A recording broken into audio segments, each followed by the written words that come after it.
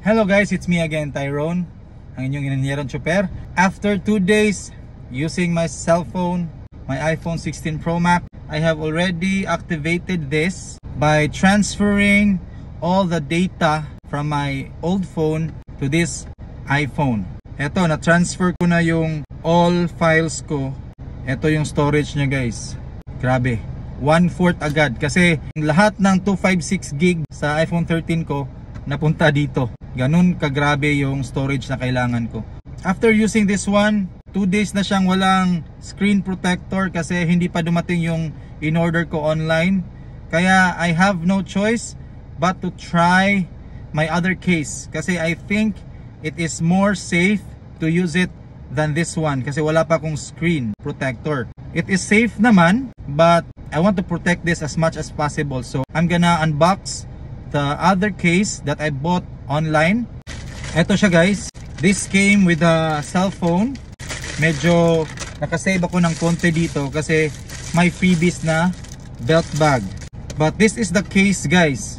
The brand is iBlazon. I haven't seen it here in Philippines. I've just discovered this recently when I was trying to look for a case after I bought the mouse case. Kasi medyo concerned kasi ako dito na part sa cutout niya. I know mouse designed this. They want a good access sa camera button. But somehow, based on my experience, I am very clumsy with my phone. Kailangan ko talaga ng very protective na case. And I found this one. So let's unbox this. Let's see. And comment nyo kung ano yung masasabi nyo about this case. So ito siya. Here's the feature na nagustuhan ko about this case. Kasi ito guys, oh, meron siyang protection para sa camera button. Unlike this one, zero talaga yung protection. This is the case guys. So meron siyang built-in screen protector. That's why I am forced to do this kasi nga hindi pa dumating yung screen protector nito. So ito siya. So ito yung sinasabi ko na protection sa camera button. Comparison lang muna. Comparison. My iPhone 16 will be bigger with this case. But it's okay. Kasi yung protection yung concern ko dito. Let's do this. Okay. So para siyang 2 parts yung ano niya eh. 2 parts yung case niya. Meron siyang plastic at saka yung rubber.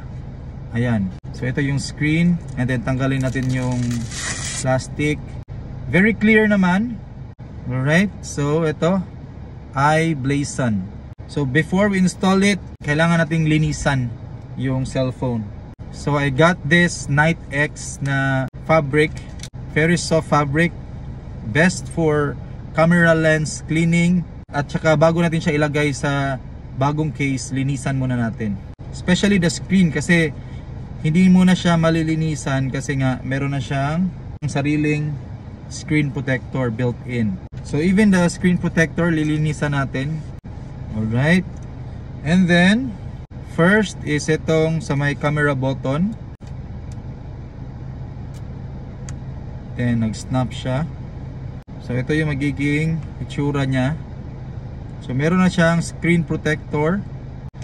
And then etong outer case, which we're gonna put it na nauuna naman yung sa may volume rocker. Yun. Alright. So eto siya. Eto yung magiging case ko. Meron na siyang protection para sa camera button. I'll show you kung sensitive ba talaga itong protection niya dito. Ayan, so we press it. Ayan. So, ayun no. Natatouch talaga siya. Nag-change yung zoom.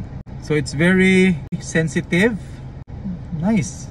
And then, the bad side lang for this one is my iPhone 16 Pro Max will no longer be recognizable.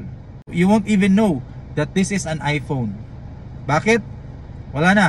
Covered na yung camera. So, hindi ito para sa mga gustong i-flaunt yung iPhones nila.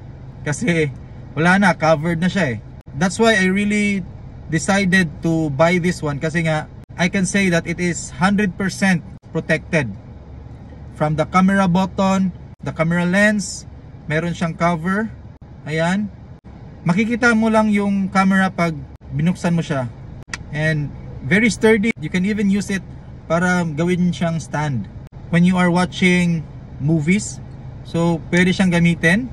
This cover, don't worry, it will not damage your camera kasi meron din siyang soft cloth dito na nagpo-protect sa camera.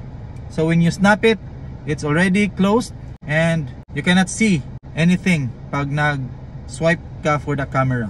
So this is my new case now that I will be using.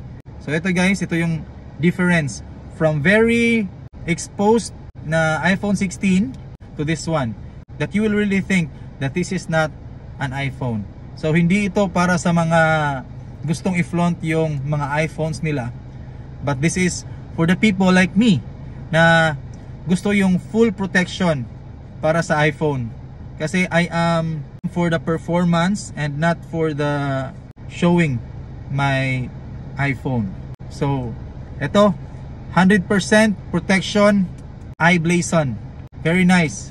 I recommend this case para sa mga ayaw talagang ma-damage yung cellphones nila when you drop it, or even ma-scratch yung part ng camera button. So this is only for the people like me na gusto yung full protection. So that's it guys. Thank you for watching. And if you want this kind of case, I can put the link below. So this is not a sponsored video. This is just me sharing my thoughts about this case. And my conclusion to this case, it's very protective. And if you want, you can check it out. Thank you guys for watching. It's your Ingenieron Super. God bless. Stay safe.